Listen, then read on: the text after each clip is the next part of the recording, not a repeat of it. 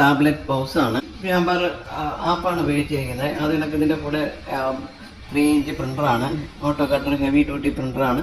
അത് കണക്ക് നമുക്ക് ഹാൻഡ് ഫ്രീ ആയിട്ടൊക്കെ സ്കാൻ ചെയ്യാൻ വേണ്ടിയിട്ടുള്ള ബാർകോഡ് സ്കാനർ. ഇതിപ്പോൾ എല്ലാത്തരം റീറ്റെയിൽ ബിസിനസ്സിനും നമുക്കിത് ഉപയോഗിക്കാൻ പറ്റുന്നതാണ്.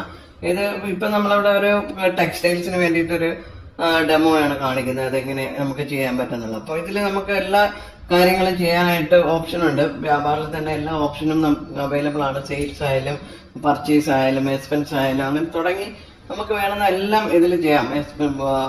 അതൊക്കെ ബാങ്ക്, ക്യാഷ്, ഇങ്ങനെ തുടങ്ങിയ എല്ലാ കാര്യങ്ങളും നമുക്ക് ഇതിൽ മാനേജ് ചെയ്യാം. ഒരു വലിയ സിസ്റ്റത്തിൽ ചെയ്യുന്ന കണക്കുള്ള എല്ലാ ഓപ്ഷനും ഇതിലും അവൈലബിൾ ആണ്. അത് കണക്ക് ഇത് ക്ലൗഡാണ്, ക്ലൗഡ് ബേസ്ഡും ആണ്, വളരെ ചീപ്പായിട്ട് ചെയ്യാൻ പറ്റുന്നതാണ്. ഇത് വളരെ സിമ്പിളുമാണ്, എല്ലാവർക്കും ഇത് ഉപയോഗിക്കാൻ പറ്റുന്ന ഒരു സിസ്റ്റമാണ് വ്യാപാരം.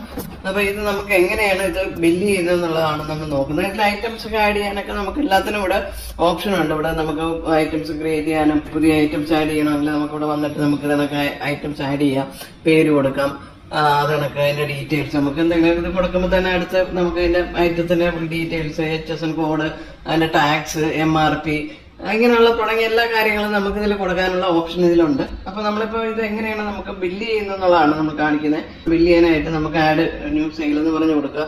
ടച്ച് ആണ്, അതുകൊണ്ട് തന്നെ വളരെ ഫാസ്റ്റ് ആണ്. നമുക്ക് ഫാസ്റ്റ് ആയിട്ട് ബില്ല് ചെയ്യാം. ഇപ്പൊ ഒരു കസ്റ്റമർ സെലക്ട് ചെയ്യുന്നു, നമ്മൾ കസ്റ്റമർ ഉണ്ടെങ്കിൽ കസ്റ്റമർ സെലക്ട് ചെയ്യാം. ഇതിപ്പോ അവിടെ ക്രെഡിറ്റ് ക്യാഷും ഉണ്ട്. നമുക്കിപ്പോ നാട്ടിൻ പ്രദേശത്തൊക്കെ ചിലപ്പോൾ ക്രെഡിറ്റിന് കൊടുക്കേണ്ടി വരും. അപ്പൊ അങ്ങനെയൊക്കെയുള്ള കാര്യത്തിലാണ് ക്രെഡിറ്റ് ചെയ്യുക. അല്ല ക്യാഷ് ആണെങ്കിൽ നമുക്ക് കസ്റ്റമറെ കൊടുക്കണമെന്ന് നിർബന്ധമൊന്നുമില്ല.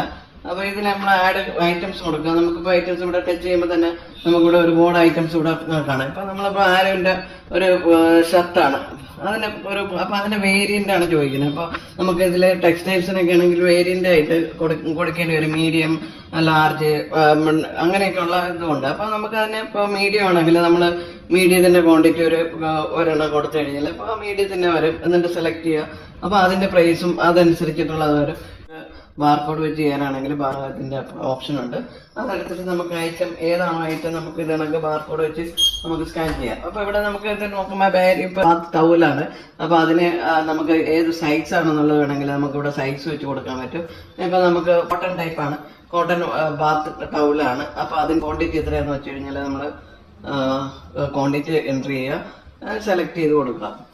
അപ്പൊ ഇത് കണക്ക് ഇനി വീണ്ടും നമുക്ക് ഇതൊക്കെ ആഡ് ചെയ്യാനാണെങ്കിൽ നമുക്ക് ഇവിടെ നിന്ന് വീണ്ടും ഇതിലൊക്കെ എത്ര പ്രോഡക്റ്റ് ഉണ്ടെങ്കിലും ഇതിനൊക്കെ ആഡ് ചെയ്യാം. ഇപ്പൊ ഇത് ഒരു ബാൻഡിന്റെ ഉള്ള ഇതാണ്, ബ്ലാക്ക് ഹാഫ് സ്ലീവ് ഉള്ള ഇതാണ്. അപ്പൊ അതിന് എക്സ് ലാർജ് ആണ് നമുക്ക് വേണ്ടെങ്കിൽ നമ്മൾ അതിന്റെ ഐറ്റത്തിന്റെ ക്വാണ്ടിറ്റി എടുക്കുക, സെലക്ട് ചെയ്യുക, ഇത് കണക്ക് വരും. എന്നിട്ട് പ്രൊസീഡ് ചെയ്യാം. അപ്പൊ നമുക്ക് ഇതെല്ലാം ഐറ്റം ഇവിടെ നമുക്കിവിടെ കാണാൻ പറ്റും. എന്നിട്ട് നമുക്ക് ബില്ലാക്കാനാണെങ്കിൽ നമുക്ക് സേവ് പ്രസ് ചെയ്യാം. നമുക്കിത് കണക്ക് ഫാസ്റ്റായിട്ട് 3 ഇഞ്ച് പ്രിന്ററാണ്. ഇത് ഓട്ടോ കട്ടറാണ്.